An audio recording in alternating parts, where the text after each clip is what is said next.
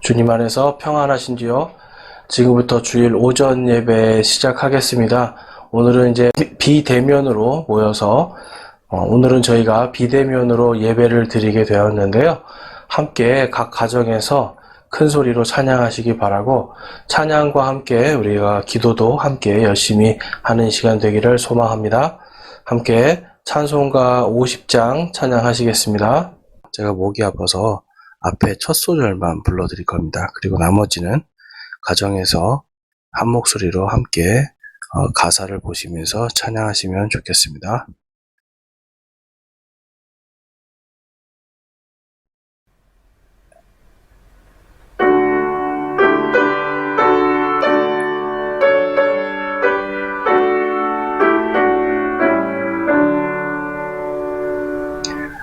내게 있는 모든 것을 아낌없이 드리네.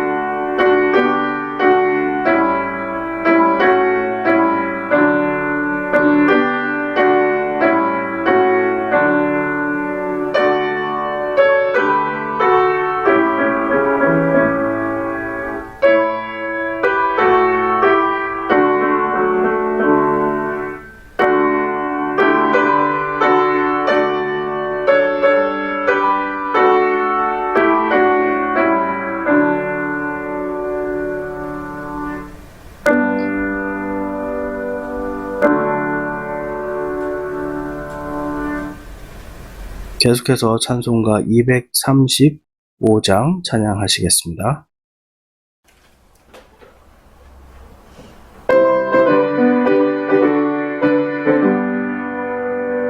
오와라 주는 우리 집 밝고 거룩한 천국에 거룩한 백성이 여기서 영원히 살고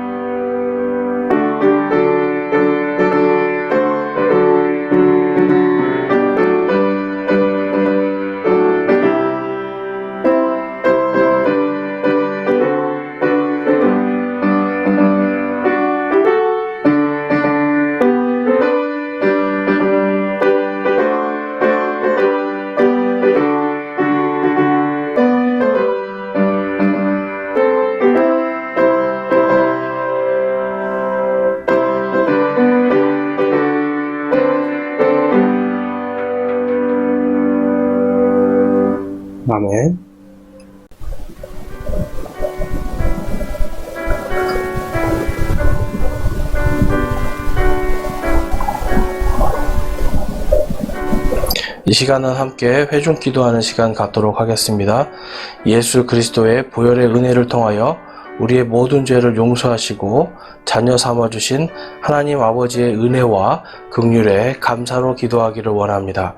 언제나 함께 하시는 임마누엘의 예수 그리스도의 인도와 보호하심에 감사하기를 원하고요. 우리에게 교회 공동체를 주셔서 함께 믿음과 사랑으로 성장할 수 있는 모든 것을 허락해 주심을 감사하기를 원합니다.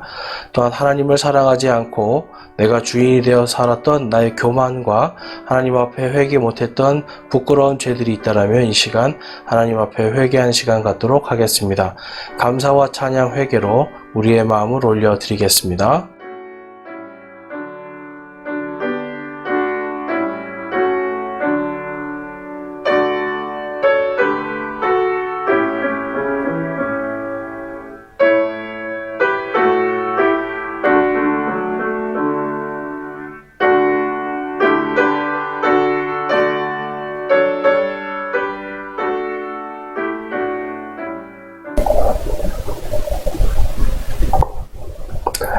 이 시간 여러분을 대표하여 제가 기도하는 시간 갖겠습니다. 기도하시겠습니다.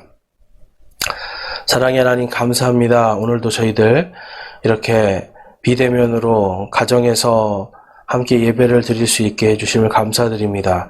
하나님 육신의 연약함으로 인하여서 저희들이 함께 모이지 못하는 이 시간 더욱더 성령 안에서 하나 될 수 있는 시간 되게 하여 주시옵소서.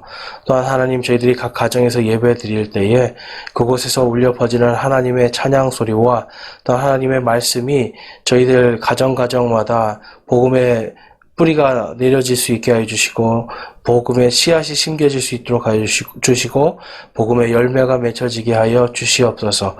그래서 각 가정마다 복음의 기쁨과 소망이 충만한 시간 되게 하여 주시고 성령님께서 한 사람 한 사람 위로하여 주시사 치유의 역사와 또한 하나님 안에 위로와 평강이 있는 이 시간 되게 하여 주시옵소서.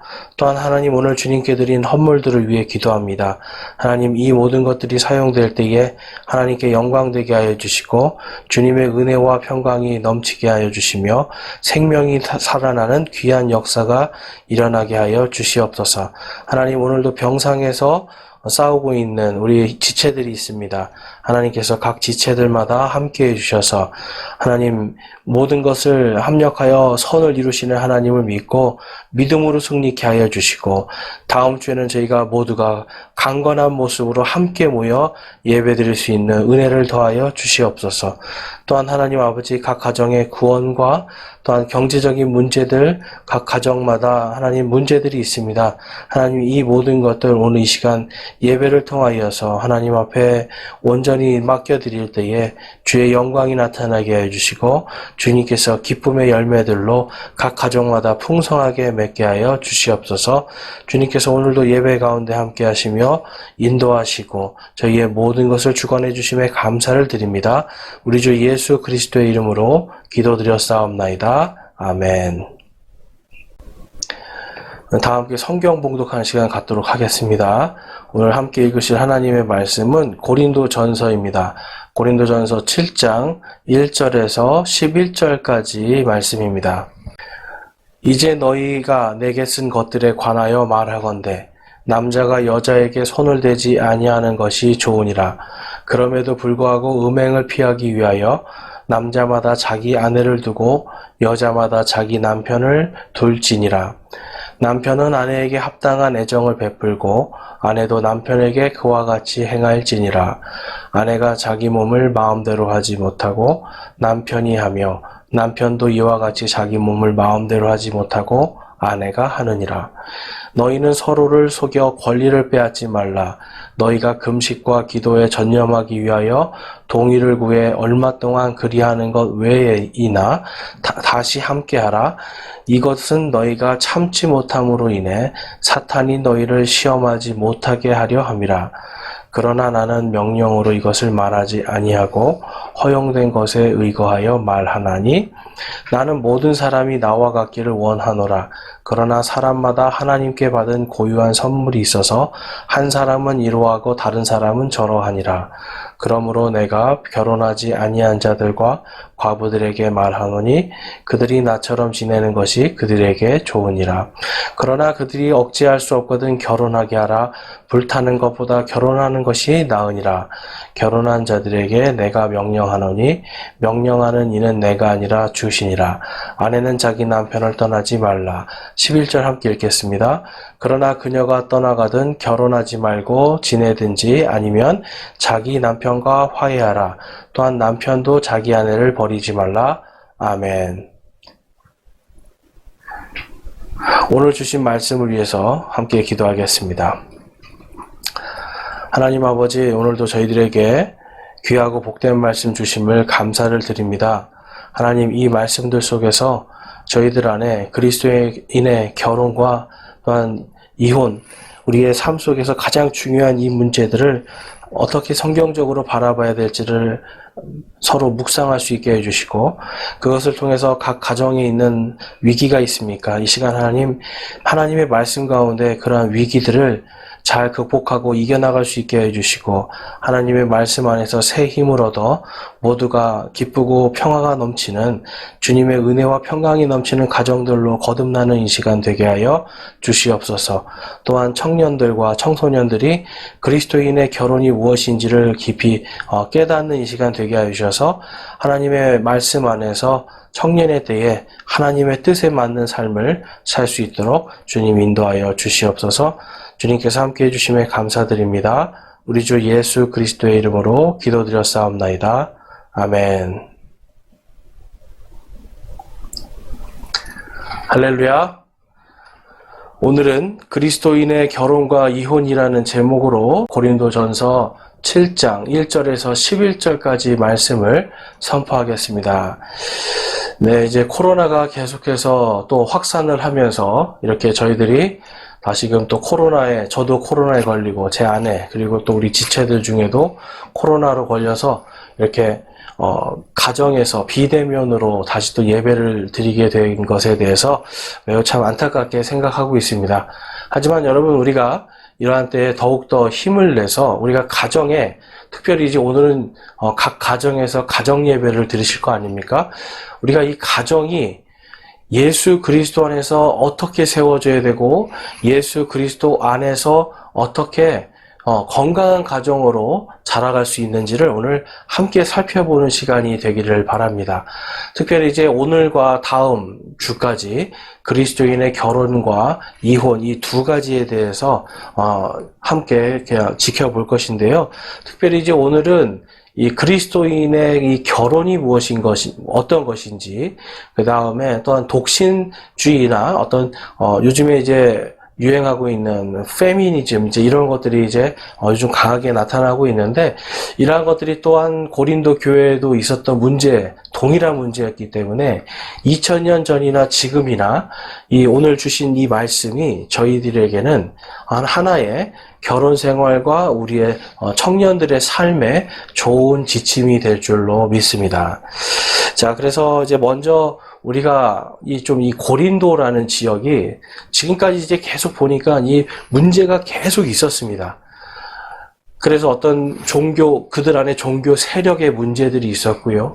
음행하는 자를 내쫓지 않는, 치리를 못하는 이런 문제들이 있었고, 또한 교회 안에 하나님과 또한 예수 그리스도를 전혀 믿지 않는 이러한 불의한 자들과 그냥 함께 섞여서 함께 지체가 되어서 정말 예수님이 그들을 창녀라고 부를 정도로 심각한 영적인 음행에 빠져 있었던 그러한 모습들을 보면서 그들 안에 정말 엄청나게 영적인 심각한 문제들이 있었다라는 걸 저희들이 지난주까지 좀 살펴보았고, 이 모든 것들이 결국은 그리스도의 심판석 앞에서 다 심판받을 것이기 때문에 사도 바울은 이제 그것들을 그만두고 하나님의 말씀으로 온전히 돌아와라, 이제 이렇게 계속해서 강력하게 촉구를 하고 있는 걸 볼 수가 있습니다.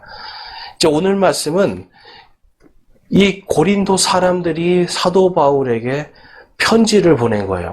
도대체 이것이 무엇입니까? 라고 해서 몇 가지 질문을 보냈습니다. 그래서 7장에서는 이제 결혼과 이혼, 독신 이러한 것들에 대한 부분들, 그 다음에 8장, 10장, 이제 뭐 계속해서 이들은 어떤 이제 가정생활들, 실생활들, 그 다음에 교회 안에 여인들이 머리를 어떻게 해야 되는 것인지, 여인들의 또 어떤 방언이라든지 예언이라든지, 교회 안에 이러한 것들 질서를 어떻게 잡아야 되는지 하는 이제 어떻게 보면 7장부터는 질문에 대한 이제 답변을 하면서 사도 바울이 그들에게 옳은 길, 하나님의 말씀 안에 곧바른 길을 제시해주고 있는 것을 볼 수가 있습니다. 자, 이제 특별히 이제 저희들이 이 고린도라고 하는 지역의 이 지형을 좀 저희들이 좀 알 필요가 있어요. 이제 앞에 있는 사진을 이제 좀 보시면 이제 여러분들 이제 보시는 것처럼 이 사진을 보면 한가운데 그리스라는 곳이 있고요. 그 다음에 우리가 잘 아는 이탈리아가 왼쪽에 있습니다.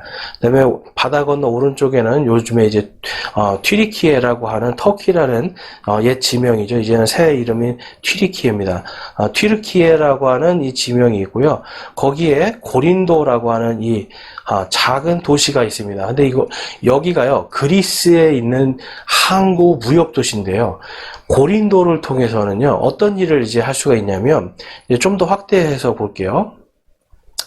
좀 더 확대해서 보면은, 그러니까 저쪽 튀르키예에서 이렇게 배를 타고 오면서 고린도에서 이제 물건을 놓으면, 이 로마까지 또 아주 손쉽게 아주 빠른 지름길로 보낼 수 있는 그런 무역 항로가 이 고린도에 있었습니다. 그러니까 이 고린도는 반대로 또 로마에서 저쪽 튀르키예로 보낼 때 예전에는 소아시아라고 불렀습니다. 소아시아라고 하는 곳으로 무역 상인들이 가거나 물건을 보낼 때 이렇게 중간 기착지로서 아주 빠르게 물류를 운반할 수 있는 아주 중요한 무역의 도시였습니다. 그렇기 때문에 이곳에는요, 온갖 전 세계의 모든 물류가 다 모였고요. 또한 전 세계의 모든 종교도 그곳에 다 모여 있었습니다. 그러니까 이곳은요, 당시에 엄청나게 큰 신전이 있었고요. 그러한 신전에서 정말 차마 입에 담기도 힘들 온갖 음행들이 다 이루어지면서 이 당시에 이 고린도 사람들과 같다라고 하는 이 말이 있었는데요. 그 뜻은 무엇이냐면 바로 고린도 사람들처럼 바로 음행을 하는 자들이다라는 뜻을 갖고 있었어요. 특별히 동성애하는 자들에게도 고린도 사람 같다. 그리고 또한 이렇게 어떤 폐륜이나 어떤 불륜이나 이러한 것들을 함부로 저지른 사람들에게도 너는 참 고린도 사람 같다라고 하는 그러한 말을 할 정도로 고린도는 아주 타락한 도시였습니다. 또한 종교적으로도 볼 때 거대한 신전이 있었고요. 그 신전에는요, 이 여자 사제들이 있었고 남자 사제들이 있었어요. 이들의 특징은 뭐냐면 여러분, 머리를 전체 혹은 부분을 이렇게 완전히 밀어버렸다는 겁니다. 그러니까 오늘날도 보면은 이 중들이 이게 보면은 스님들이 불교에서 머리를 다 깎잖아요. 이런 게 다 당시에 어떤 사제들이나 이런 사람들이 그러한 것들을 했던 것을 그대로 다 답습한 것들이라고 볼 수 있고요. 그 다음에 중세에 보면 카톨릭에 있는 사제들도 이 머리 위에 정수리 있는 데를 아주 빡빡 밀어버리는 그러한 일들을 했습니다. 그러니까 이러한 것들의 어떤 기원이자 시작이 또한 이러한 고린도 지역이었을 것이다 라고 우리가 볼 수가 있어요.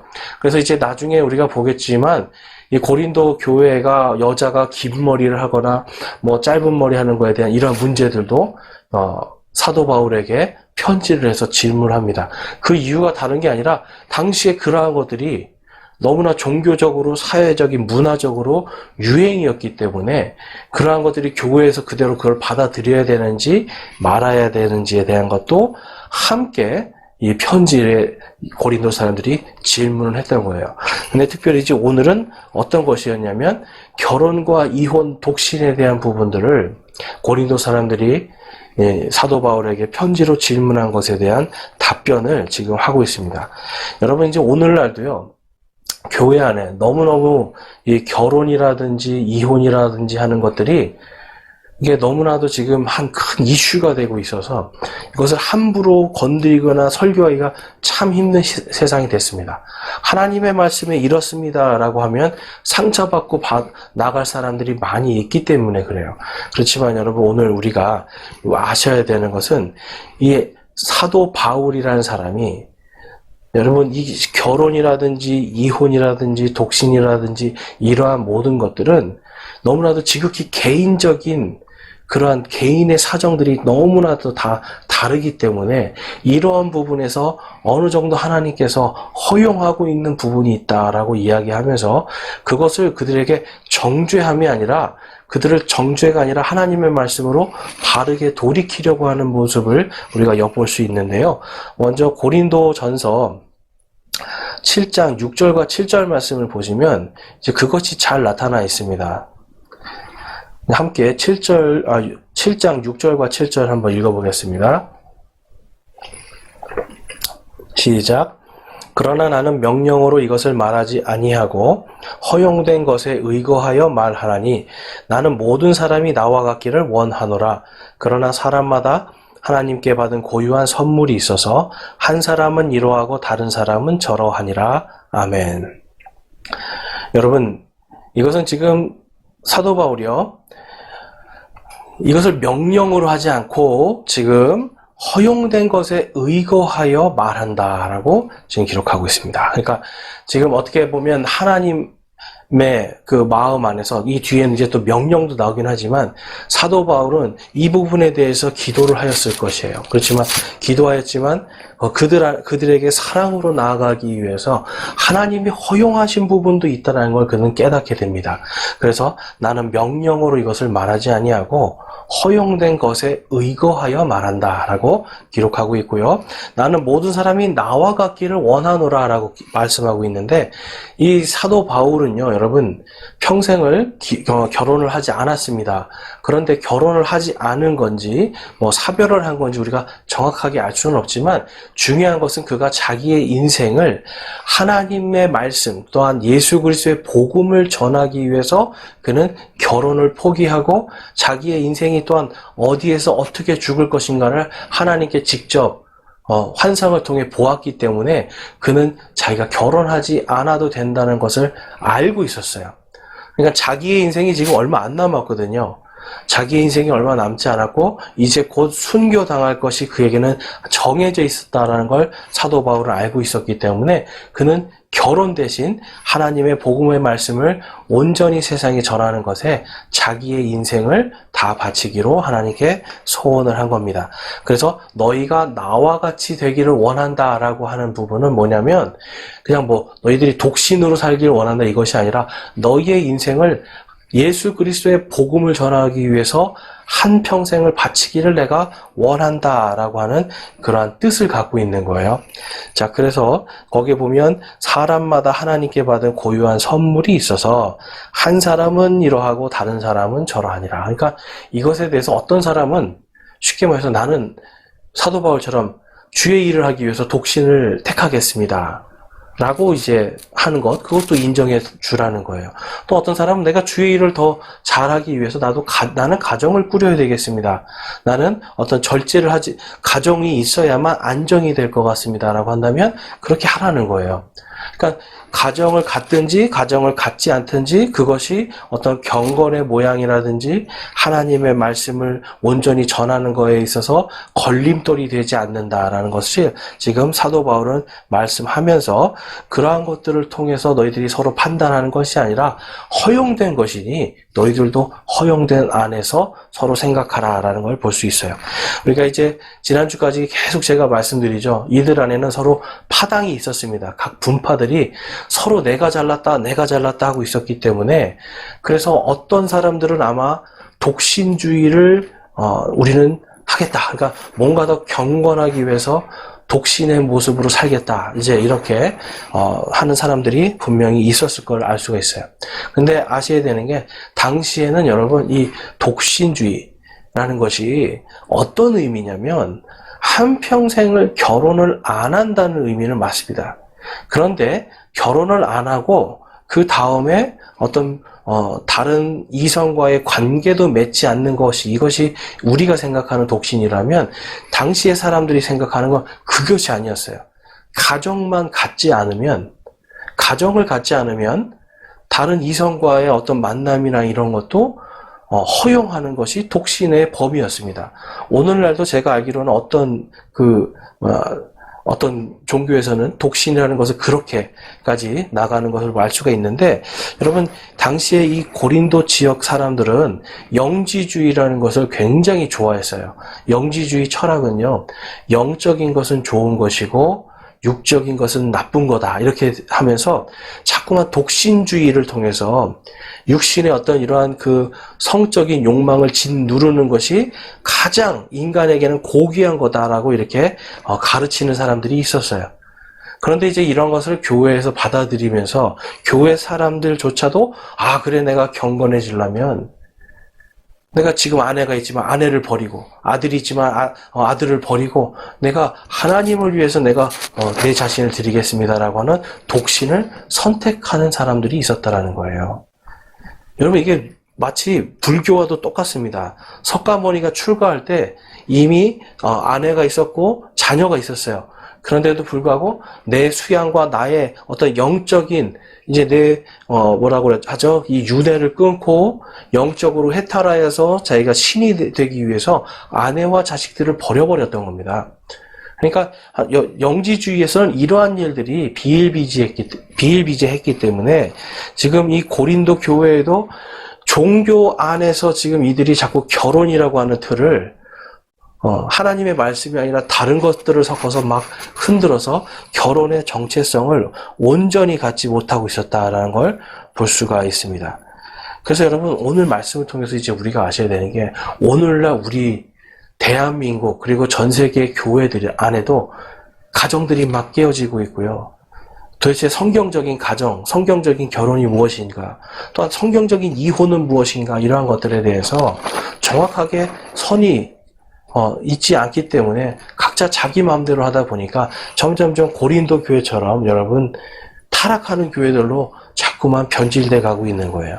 그래서 저희들이 오늘 말씀을 통해서 먼저 살펴볼 것은 그리스도인의 결혼에 대해서 먼저 좀 살펴보겠습니다. 여러분, 본문 말씀을 보면요. 본문 말씀 1절 말씀 한번 보겠습니다. 본문 1절 말씀에 보면, 이제 너희가 내게 쓴 것들에 관하여 말하건대 남자가 여자에게 손을 대지 아니하는 것이 좋으니라, 이렇게 말씀하고 있어요. 자, 여러분, 이것은 이제 무엇을 뜻하는 거냐면, 영어로 보면 이제 손대는 거, 터치, 이런 걸 얘기를 하는데요. 다른 것이 아니라 혼 전에, 아니면 혼인과 상관없이 남자가 여자에게 손을 대는 것, 즉 어떤 관계를 갖는 것, 이러한 것들을 이야기하고 있는 겁니다. 그러니까 당시에 교회 안에서 사람들이요, 뭔가 나는 독신주의다, 나는 뭔가 하나님 앞에 경건한 사람이다, 이제 이러한 말들은 했지만 자꾸만 자매들에게 그냥 함부로 손을 대거나 어떤 음란한 행동을 한다거나 이제 이러한 것들이 있었던 거예요. 그래서 이제 그 다음 말씀을 보면은 이런 말씀이 있죠. 그럼에도 불구하고 음행을 피하기 위하여 남자마다 자기 아내를 두고 여자마다 자기 남편을 둘지니라. 남편은 아내에게 합당한 애정을 베풀고 아내도 남편에게 그와 같이 행할지니라. 아멘. 자, 여러분, 바로 이어서 어떤 내용이 나오죠? 음행에 대한 문제가 나옵니다. 그러니까 독신이라고 하면서 함부로 막 그냥 자매들에게 막 손을 대고, 그러니까 결혼만 하지 않으면 독신을 지킬 수 있는 거다라는 이런 생각을 했던 거예요. 그러니까 얼마나 어리석은 겁니까? 그리고 이것이 얼마나 여러분 추악한 것입니까? 그런데도 불구하고 그들은 그 안에서 정말 그러한 음행들을 하고 있으니까 사도 바울이 너희들이 음행을 피하기 위해서 그렇게 하지 말고, 음행을 피하기 위해서 너희들이 그렇게 참지 못하겠거든 결혼을 해라. 결혼을 해도 아무 문제가 되지 않는다라는 것을 지금 이들에게 가르쳐주고 있는 겁니다. 그래서 남편은 아내에게 합당한, 이제 여기서 보면 3절 말씀을 좀 영어로 같이 좀 보면, 남편은 아내에게 합당한 애정을 베풀고라고 하는데요. 여기서 보면, 이 영어로 보면 let the husband render unto the wife due benevolence라고 해서 benevolence는 뭐냐면 유익하게 하고 뭔가 기쁘게 하고 어떤 자선, 그러니까 나에 있는 어떤 선한 것을 베푸는 이러한 것을 benevolence라고 합니다. 그리고 render unto는 뭐냐면 나를 바치는 거예요. 그러니까 예수님께서 예전에 마태복음에 보면 가이사르의 것은 가이사르에게 바치고 하나님의 것은 하나님께 바쳐라라고 하는 말씀을 할 때 이 영어로 보면 똑같이 render unto라는 단어를 씁니다. 그러니까 남편은 자신의 아내가 기뻐하도록 다시 말해서 자기 자신을 자기 아내가 유익하게 받을 수 있도록 기뻐할 수 있도록 자기 자신을 주어야 된다라고 지금 이 사도 바울은 결혼에 있어서 가장 중요한 포인트를 이야기하고 있는 거예요. 그리고 and likewise also the wife unto the husband. 그래서 와이프도 똑같이 남편에게 그렇게 해야 된다라고 이야기하고 있습니다. 여러분, 우리가 이제 아셔야 되는 부분이 이런 거예요. 이 결혼에 있어서 우리가 중요한 것은 남자와 여자가 서로 사랑을 하게 되면 여러분 손도 잡고 싶어지고 자꾸 뭔가 이렇게 신체적인 접촉을 하고 싶어집니다. 그런데 이제 그러한 가운데 사람은 자연스럽게 음란한 생각들이 생겨나고요. 성적인 욕구들이 자꾸 나는 것이 당연한 겁니다. 그래서 이제 사도 바울은 이러한 것들을 정말 추접하거나 음행으로서가 아니라 정말 아름다운 부부로서의 어떤 관계로서 이어서 더 서로가 서로에게 아름답고 좋은 것으로 선한 것으로 자기의 몸을 주도록 하라라는 의미로 지금 이러한 말을 하고 있는 거예요. 또한 여러분 우리가 아셔야 되는 게 결혼을 왜 합니까? 라고 하는 질문을 하면 많은 사람들이 행복해지려고요 라고 하는 답을 하고 있어요. 그런데 여러분 결혼은 행복의 수단이 아닙니다. 성경적인 결혼은요, 내가 행복해지기 위한 수단이 아니라 나를 통해서 내가 사랑하는 사람이 행복해지게 하도록 하는 것이 결혼이에요. 그러니까 남편은 자기의 만족과 어떤 자기의 육신의 만족, 자기의 어떤 감성이나 어떤 이런 거에 만족을 위해서 아내를 얻는 것이 아니라 자신을 통해서 자신의 육신적인 것들, 그리고 자신의 감성적인 것들, 이러한 것들, 자신을 통해서 아내가 기쁨을 얻고 유익함을 얻고 선한 것을 얻을 수 있도록 해주기 위해서 하는 것이 결혼이에요. 결혼을 통해서 내가 행복해지려고 나의 행복을 위해서 결혼하는 것이 아니고 성경은 나를 통해서 내 배우자가 기쁨을 얻고 선한 것을 얻고 유익함을 얻을 수 있게 해주는 것이 바로 결혼입니다. 그것을 다 할 수 있는 사람이 결혼을 해야 되는 거예요. 히브리서 13장 말씀에 가보면 다음과 같은 말씀이 있습니다. 히브리서 13장 4절 말씀을 보면 우리 함께 한번 읽어보겠습니다. 결혼은 모든 것 가운데 존귀한 것이요 잠자리는 더럽히지 말아야 하거니와 음행을 일삼는 자들과 간음하는 자들은 하나님께서 심판하시리라. 아멘. 여러분, 하나님께서 심판하신다라고 하는 이런 말이 성경에 자주 등장하는데 그 중에서 특별히 이 결혼에 대한 부분 하나님께서 내가 심판할 것이다 라고 말씀하고 있어요. 왜냐하면 이것은 가장 모든 것 가운데 존귀한 것이기 때문에 그래요. 그러니까 사도 바울도 지금 이 고린도 교회에게 말하는 겁니다. 너희들이 독신으로 사는 것도 괜찮고 나처럼 정말 복음을 위해서 어떤 결혼이라든지 이러한 것들을 포기하는 것 괜찮아. 그런 것도 좋지만 그러나 결혼이라는 것이 존귀하다는 것은 잊지 말라는 거예요. 예를 들면 요즘으로 치면 이런 거죠. 여러분 어떤 사람들이 목사는 좀 덜 거룩하고 천주교의 사제들은 더 거룩해 보인대요. 왜 그러냐 그랬더니 그 사람들은 결혼을 하지 않잖아요 라고 얘기를 하더라고요. 근데 여러분 그거는 전혀 성경적이지가 않습니다. 성경에서는 결혼이 모든 것 가운데서 가장 존귀한 거다라고 말씀을 하고 있어요. 하나님께서 원하시는 것은 우리가 결혼을 하든 독신을 하든 그것이 중요한 것이 아니라 음행을 하거나 하나님의 법에서 벗어나는 일을 하지 말아야 된다는 거예요. 특별히 음행을 내가 하는 것을 내가 어떤 욕구를 어떤 이런 욕구, 성적인 욕구들을 정말 잘못된 것에 자꾸 가서 내가 쏟아낸다라고 한다면 여러분 이것을 멈추고 그러한 사람은 회개하고 돌이켜서 하나님께 간구해야 됩니다. 나에게 합당한 짝을 주시옵소서라고 기도하고 그 사람과 함께 정말 아름답게 자기 자신을 정말 유익하고 기쁨과 선함으로 자기 배우자에게 내어주는 바로 그러한 결혼 생활을 해야 된다는 것입니다. 그래서 고린도전서 7장 말씀을 지금 가보면 다음과 같은 말씀이 있습니다. 아내가 자기 몸을 마음대로 하지 못하고 남편이 하며 남편도 이와 같이 자기 몸을 마음대로 하지 못하고 아내가 하느니라. 너희는 서로를 속여 권리를 빼앗지 말라. 너희가 금식과 기도에 전념하기 위하여 동의를 구해 얼마 동안 그리하는 것은 예외이나 다시 함께하라. 이것은 너희가 참지 못함으로 인해 사탄이 너희를 시험하지 못하게 하려 함이라. 여러분, 그러니까 이제 이것이 무엇입니까? 결혼한 사람은요, 내 몸이 내 것이 아니라는 거예요. 나의 유익을 위해서.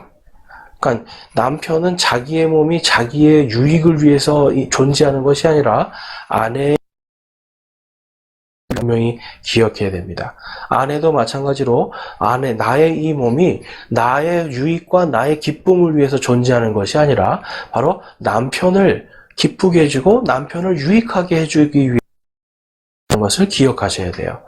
결혼이라는 건 여러분 그래서 서로가 서로에게 각자의 몸에게 대한 권리를 이미 내 권리를 당신에게 넘겨줍니다라고 하는 의미도 있어요. 남편과 아내는 이 몸에 대한 부분에 여러분 서로의 권리를 존중해 줘야 되는데 그것을 존중하지 못하면 권리를 빼앗는 거예요. 그러니까 남편과 아내가 서로 다른 사람을 만나는 거는 어떻게 보면 남편의 권리, 아내의 권리를 강도질하는 게 되는 겁니다. 단순히 여러분 내 몸이 더러워지는 것을 떠나서 바로 다른 사람의 권리를 내가 함부로 뺏어서 함부로 쓰는 강도질을 하는 거예요. 그러니까 내 몸을 내가 함부로 쓰는 것은요, 남편의 것을 강도질하는 게 되는 것이고요. 내 몸을 내가 함부로 사용하는 것은 아내의 것을 강도질하게 되는 것입니다. 지금 성경의 원리는 그것을 말씀하는 거예요. 그래서 서로가 동의를 구해서 서로가 금식하거나 기도하는 것, 이러한 것 외에 다른 것에서는 서로 각방을 쓰거나 멀리 떨어지거나 하는 일들을 하지 말아야 된다라고 성경이 기록하고 그 이유가 뭐냐면 사탄의 시험에 넘어가지 않기 위한 거예요. 여러분, 사탄은요, 이 가정을 깨기를 원합니다. 그래서 아내가 혼자 있을 때, 또한 남편이 혼자 있을 때 유혹을 하는 거예요. 처음에 여러분 이브가 사탄의 유혹을 받았을 때 이브는 혼자 있었습니다. 아마 아담이 같이 있었다면 사탄을 물리쳤을 수도 있어요. 그런데 혼자 있을 때 그러한 일들이 생겨요. 또한 성경에 보면 다윗 왕도요, 모든 왕국을 잘 이루고 자기 혼자 편안하게 있을 때, 그때 마귀가 그의 마음속에 들어가서 자기의 신복인 우리아의 아내인 밧세바와 간음을 하게 하는 그러한 일들을 하는 걸 볼 수가 있습니다. 그래서 여러분, 사람은요, 늘 우리가 내 몸은 내 것이 아니라 내가 내 아내의 것이고 또한 내 아내의 몸은 또한 내 것이고 이것을 내가 이 질서를 파괴하는 순간 이것을 내가 그것을 강도질하는 것이라고 하는 것을 분명히 깨달아야 돼요. 마태복음 말씀에 가보면 마태복음 19장 말씀입니다. 한번 보시면 그분께서 대답하여 그들에게 이르시되 처음에 그들을 만드신 분께서 그들을 남성과 여성으로 만드시고 말씀하시기를 이런 까닭에 남자가 아버지와 어머니를 떠나 자기 아내와 연합하여 그들 둘이 한 육체가 될지니라 하신 것을 너희가 읽지 못하였느냐? 그런즉 그들이 더 이상 둘이 아니요 한 육체이니 그러므로 하나님께서 짝지어 주신 것을 사람이 나누지 못할지니라 하시거늘. 아멘. 여러분, 이것은요, 예수 그리스도를 믿든지 믿지 않든지 하늘에 정해진 법이라는 걸 우리가 꼭 기억하셔야 돼요.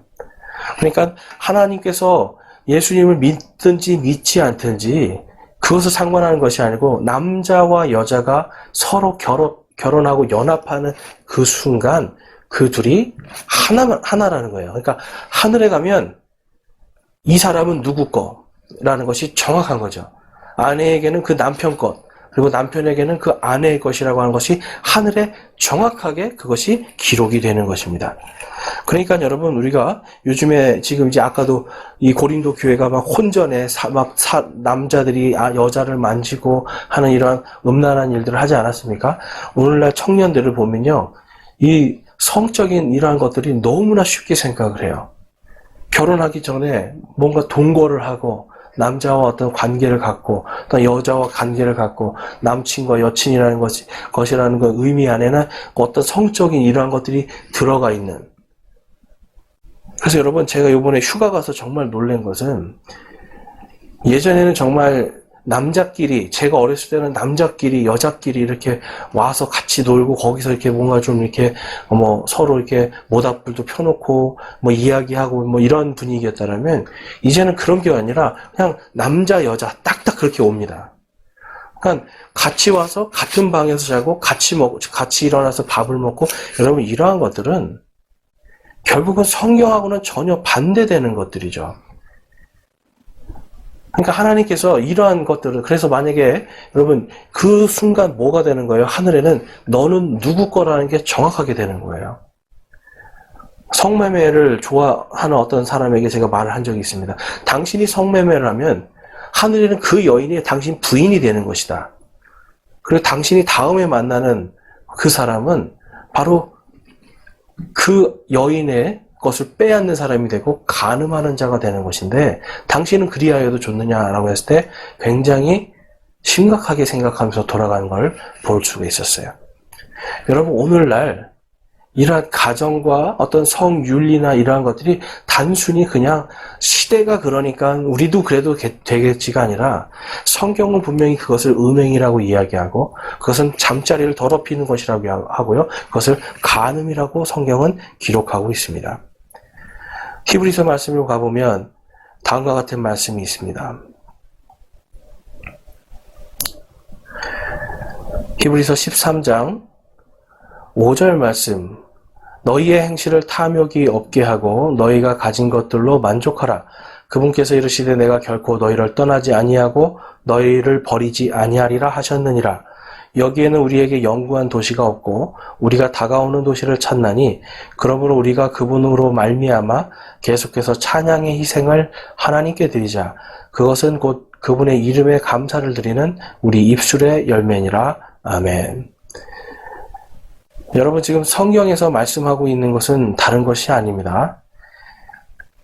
우리의 행실을 탐욕이 없게 하라는 거예요. 나에게 하나님께서 주신 배우자, 여러분, 내 만족을 위해서 결혼하는 게 아니라고 분명히 말씀드렸죠. 그렇지만 사람이 욕심이 있어서 만족하지 못하게 돼요. 이 부분이 좀 싫고, 이 부분이 약하고, 이 부분은 나에게 마음에 안 들고. 그럴 때 여러분, 하나님께서 주신 것이니 내가 만족하고 내 행실에 탐욕이 없게 해야 되고요.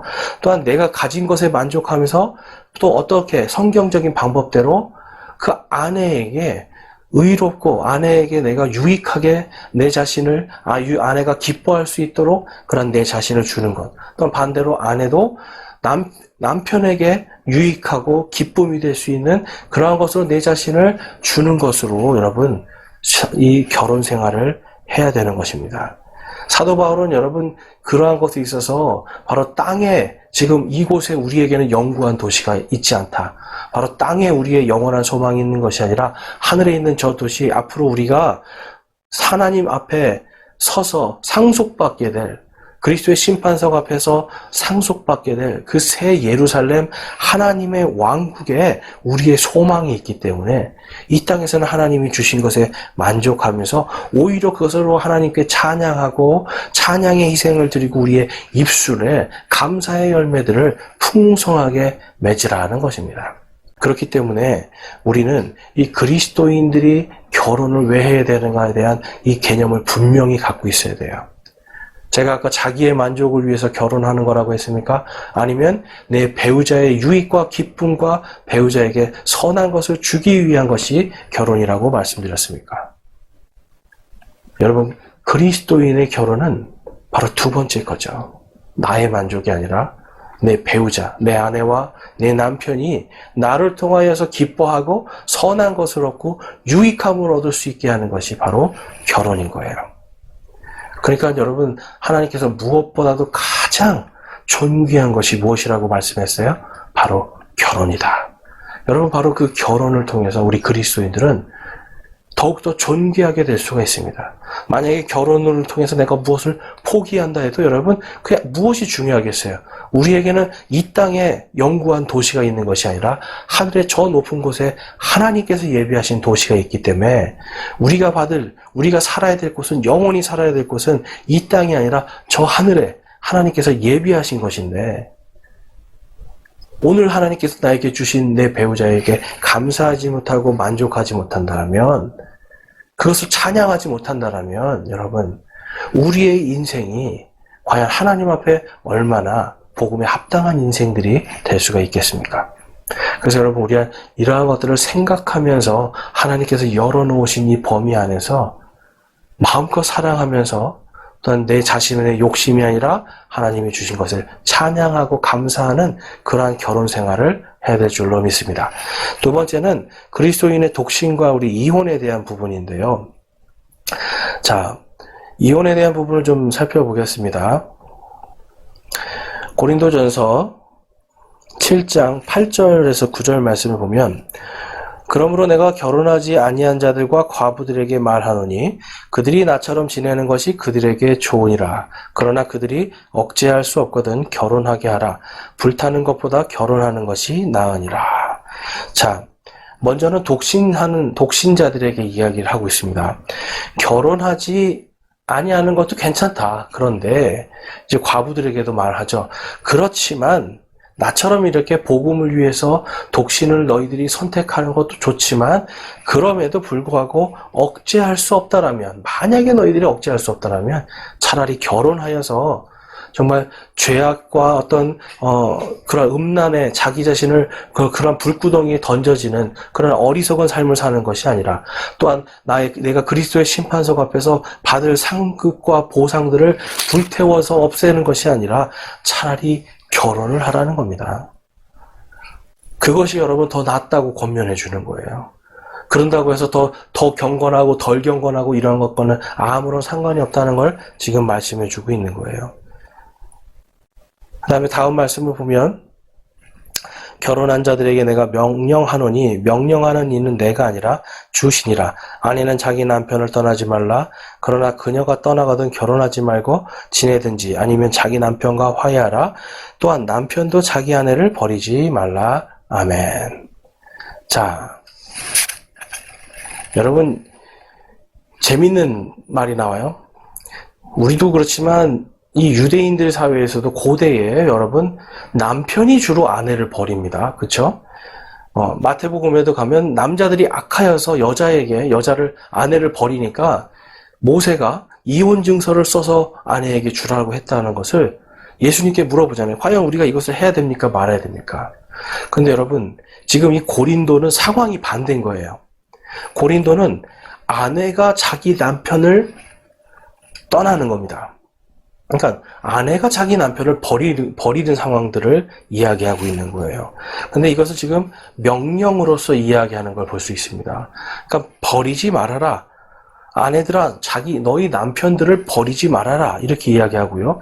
또 만약에 너희가 그럼 버리고 떠났다라면 결혼하지 말고 지내든지 아니면 다른 남자가 아니라 자기 남편과 화해해서 다시 그 사람과 살아라 하면서 남편도 그 자기 아내를 버리지 말아라 라고 이렇게 권면하고 있어요. 여러분, 왜 이러한 일이 있었냐면 당시에 이 고린도라는 지역은요, 여신 숭배가 아주 강력했습니다. 그리고 여자들이 종교의 어떤 사제들, 높은 위치에 있었어요. 그러다 보니까 사회 전반적으로 요즘으로 말하면 이 페미니즘이 아주 강력해서 여자들의 입김이 굉장히 셌습니다. 그래서 이 고린도 교회도 보면 이제 막 여인들이 방언을 막 자기들 마음대로 하고 예언을 막 하고 자기들 마음대로 막 이제 남자들을 가르치고 하니까 사도 바울이 여자들은 하나님의 창조의 질서에 의해서 교회 안에서 잠잠하라고 가르치잖아요. 다른 교회에서는 그런 말을 하지 않는데 고린도 교회에서 이것이 너무나 심하기 때문에 사도 바울은 잠잠하라라고 그들에게 말을 하는 걸 볼 수 있는데, 그만큼 여러분 이 고린도 교회는요 너무너무 이 여자의 어떤 입김, 여인들의 그러한 권위가 굉장히 셌다라는 것을 볼 수가 있습니다. 그래서 하나님은 지금 사도 바울을 통해서 그러한 것들을 통해서 가정을 깨지 말고 오히려 그들이 서로 화해하고 한 가정을 잘 이루라고 지금 말씀하고 있어요. 반대 상황이지만 마태복음 19장 그리고 마태복음 5장에 가면 우리가 이것을 통해서 유추해 볼 수 있는 말씀이 있는데요. 그런즉 그들이 더 이상 둘이 아니요 한 육체이니 그러므로 하나님께서 짝져 주신 것을 사람이 나누지 못할지니라 하시거늘. 그러니까 사람이 하나님께서 짝지어 주신 것을 나누지 못한다라고 분명히 말씀하고 있죠. 그 다음에 마태복음 5장에 가보면 31절 32절에 또 일러스되 누구든지 자기 아내를 버릴 자는 그녀에게 이혼 증서를 줄지니라 하였으나 나는 너희에게 이르노니 누구든지 음행이 아닌 이유로 자기 아내를 버리는 자는 그녀로 하여금 간음하게 하며 또 누구든지 이혼당한 여자와 결혼하는 자는 간음하느니라. 여러분, 여자들에게 혹독한 말씀이다라고 요즘 이렇게 평가되는 말씀이기도 한데, 여러분 이것은 사실 다른 게 아니라 오히려 더 여인들을 보호하는 말씀입니다. 자, 왜 그러냐면요, 여러분 만약에 이러한 법이 없다라면 남자들이요 자기들 마음대로 할 겁니다. 남자라고 하는 이러한 사람들이 어떤 법적으로 이러한 것들이 하나님이 주신 이러한 법이 없이 그냥 네 마음대로 해라라 그러면 남자들 여러분 정말 볼만할 겁니다. 그런데 여기에 보면 아내를 버릴 자는 반드시 이혼 증서를 줘라. 법적으로 분명하게 그걸 서는데요. 그런데 이제 내가 너희에게 이르노니라고 하면서 영적인 부분을 이야기하는 거예요. 그러니까 육적으로는 너희가 이혼 증서를 갈라섰지만 하늘에서는 이미 한 몸이고 서로에게 권리를 갖고 있기 때문에 이것이 결코 변하지 않기 때문에 음행이 아닌 이유로 아내를 버리는 자는 그녀로 하여금 간음하게 한다. 또 누구든지 이혼당한 여자와 결혼하는 자는 간음한다 라고 말씀하면서 여인들을 함부로 버리는 것이 결국은 네가 네 아내를 간음하게 만드는 것이고, 이혼해서 다른 남자와 사는 것, 이것이 지금 간음이라고 얘기하는 거예요. 또 이혼당한 아내와 여자와 결혼하는 자도 간음한다라고 하면서 그러한 여인들을 함부로 쉽게 취하려고 하는 남자들을 지금 막아주시는 거예요. 그러니까 여러분 영적인 원리 안에서는 하나님이 짝지어 주신 것은 결코 나누지 못하기 때문에 남편이 만약에 여러분 음행을 저질러서 다른 사람과 한 몸이 됐으면 그거는 이혼이 성사가 된다는 거예요. 왜냐하면 그쪽과 한 몸이 되어버렸기 때문에. 그렇지만 또 영적으로는 아직도 그 남편이 죽기 전까지는 남편의 권리가 있기 때문에 이 권리를 지금 다른 사람이 빼앗아가면 그것이 또한 간음이 된다는 것이 지금 영적인 원리들이 되는 겁니다. 그러니까 여러분 우리 청년들, 청소년들 지금 이 시대의 문화와 어떤 이러한 것을 풍습을 절대로 따라가면 안 되는 거예요. 이러한 것을 따라가면서 그 안에서 내가 하나님을 믿는다라고 하고 하나님을 전부 다 잘 믿고 싶다라고 하고 경건하게 살고 싶다라고 한다는 것은 여러분 그것은 분명히 심각한 오류를 만들어냅니다. 하나님이 원하시는 건 뭐예요? 여러분 이 말씀에서 지금 원하시는 건 이혼하지 말아라는 거예요. 그렇지만 남편이 외도하거나 아내가 외도를 했을 때 그때는 충분히 그냥 보내줘도 된다는 거예요. 그렇지만 이혼하지 않는 것이 더 좋다라고 지금 성경은 말씀하고 있습니다. 오히려 용서하고 특별히 오늘 말씀처럼 떠나갔지만 서로 화해하고 다시 살게 하는 것이 하나님의 뜻이다라는 것을 우리는 볼 수가 있습니다. 여러분 오늘 말씀을 통해서 우리는 그리스도인들의 결혼과 또한 독신, 이혼 이러한 것들에 대한 문제들을 살펴보았어요. 오늘날 이것이 2000년 전에 쓰여진 이 고린도 전서에 있었던 이 문제가 오늘날 21세기의 대한민국 교회들에게도 그대로 지금 일어나고 있는 현상들입니다. 그렇다면 여러분, 우리는 어떻게 이것을 대처해야 될까요? 그것은 다른 것이 아니라 올바른 결혼관을 가져야 된다는 거예요. 나의 만족을 위한 결혼이 아니라 제가 아까 뭐라고 말씀드렸죠? 아내가 남편에게 유익함이 되고 기쁨이 되고 선한 것이 되도록 자기 자신을 내어주는 것, 이것이 결혼이고요. 또한 남편도 아내에게 자기의 몸과 자기의 삶이 유익하고 기쁘고 선한 것이 될 수 있도록 자기 자신을 주는 것, 이것이 바로 결혼입니다. 그래서 서로에게 권리를, 내 몸에 대한 권리는 당신에게 있습니다 라고 이야기하면서 내 몸을 있는 그대로 내 자신을 사랑한 것처럼 내 이웃을 사랑하라 하신 말씀이 가정에서도 먼저 이루어지게 하는 것, 이것이 바로 결혼의 여러분 성경적인 원리입니다. 그리고 또한 하나님은 이 한번 맺어준 짝이 결코 나뉘어지는 걸 원하지 않으시고 이것은 또한 결코 나뉘어지지 않기 때문에 하나님께서는 이것을 잘 간직해서 결혼 전에는 순결함을 잘 지키고 결혼 후에는 자신의 마음과 생각들을 온전히 지켜서 정말 하나님 앞에 부끄럽지 않도록 어떤 음행에 자기 자신을 내어주거나 간음하는 것에 자기 자신을 내어주지 않고 하나님께서 주신 나의 반쪽, 내 몸의 권리를 주장하는 바로 그 내 배우자를 위해서 내가 만족하며 찬양과 기쁨의 열매를 내 입술에 담을 수 있기를 여러분 그것을 기도해야 됩니다. 여러분 남편이 바뀌게 해주세요. 아내가 바뀌게 해주세요. 여러분 그 기도 중요합니다. 그렇지만 성경적인 원리는 남편이 바뀌고 아내가 바뀌는 것이 아니라 바로 내가 바뀌는 거예요. 내가 그 사람에게 정말 due benevolence, 바로 그 사람에게 뭔가 내가 자비롭고 선하고 친절하고 유익하고 기쁨이 되는 것으로 내 자신을 줄 수 있는가? 바로 그러한 사람이 될 때 여러분 성경적으로 믿음의 가정이 온전히 설 수 있는 것입니다. 내가 바로 그 배우자의 기쁨이 되고자 하는 그 마음이 있는 것이 결혼이에요. 우리 청소년과 청년 여러분도 내가 행복해지기 위해서 내 만족을 위해서 하는 것이 결혼이 아님을 분명하게 여러분 기억하시고, 그렇다고 독신이라는 거 여러분 하나님의 말씀을 위해서 정말 사도 바울처럼 그렇게 독신을 선택한다면 그것도 유익합니다.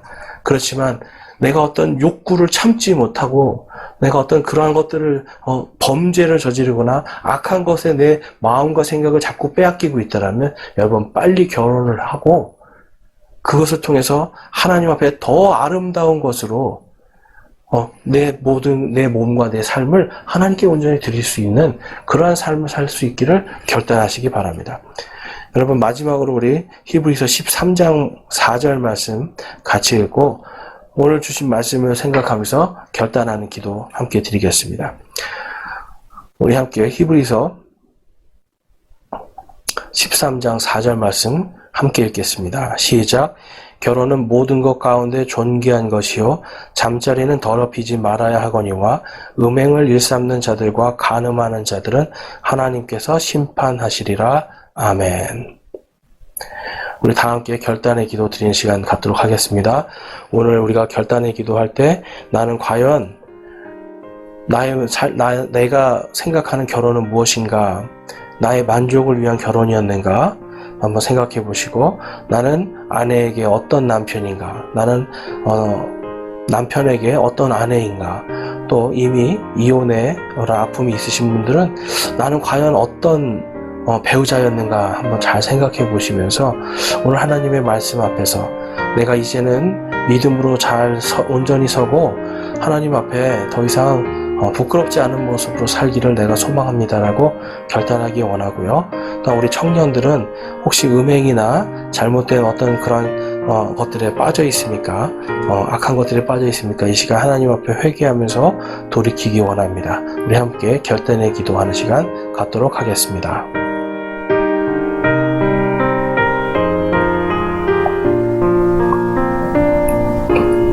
오늘 오늘 말씀을 통해서 내가 이제는 내 안에 있는 음란한 것들, 악한 것들을 끊어내기를 소망합니다.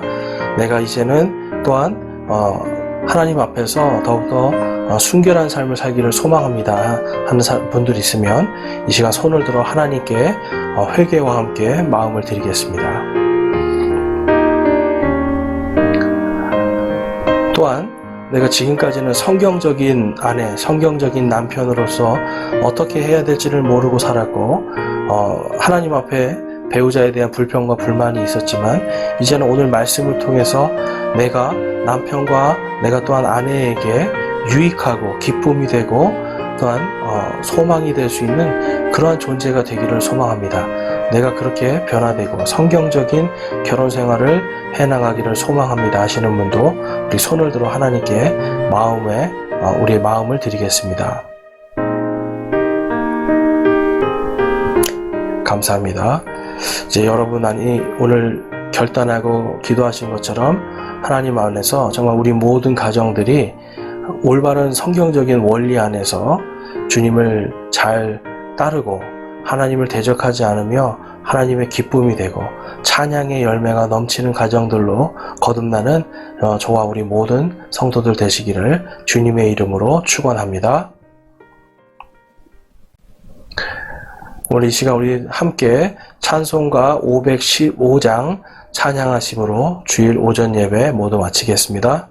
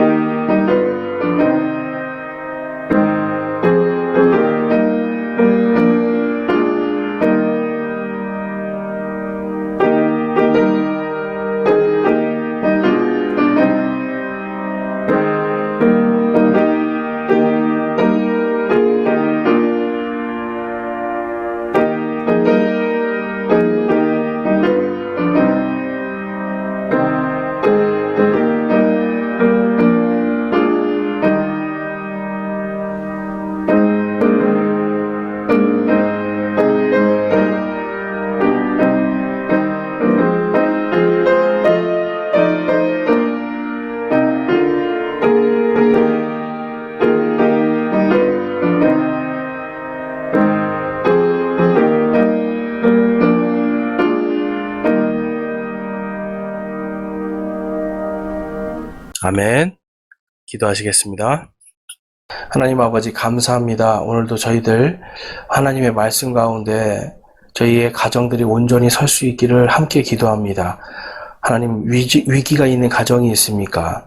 또한 오늘 하나님의 말씀을 보면서 또한 회개가 넘치는 가정들이 있습니까? 또한 이것을 통하여 더욱더 굳건해지는 가정들이 있습니까? 하나님 저희들 간절히 바라옵기는 성경적 원리 안에서 서로가 서로에게 기쁨이 되고 유익이 되는 그런 귀한 결혼 생활, 귀한 배우자들 될 수 있게 하시고, 또한 우리 청년들도 세상에 동화되거나 세상의 문화에 휩쓸리는 것이 아니라 성경적인 결혼관과 성경적으로 온전히 하나님 앞에 설 수 있는 귀한 믿음의 사람들로 설 수 있도록 주님 인도하여 주시옵소서. 그래서 저희 공동체가 흔들리지 않고 이 안에 가족 간의 갈등과 또한 불화가 있다라면 이 모든 것이 예수 그리스도의 사랑과 평강 속에서 기쁨의 열매로, 찬양의 열매로 넘치도록 하나님의 은혜와 사랑이 부어질 수 있기를 소망합니다. 하나님께서 각 가정마다 함께 하시고 축복하여 주시옵소서. 주님께서 이번 한 주간도 저희와 우리의 모든 가족들 하나님의 은혜와 평강으로 인도해 주실 줄로 믿고 감사드리며 우리 주 예수 그리스도의 이름으로 기도드렸사옵나이다. 아멘.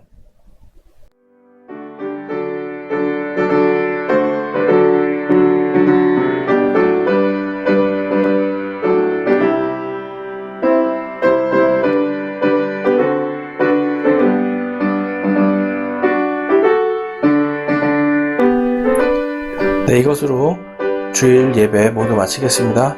주님 안에서 은혜와 기쁨이 넘치는 한 주 되시기를 소망하고요.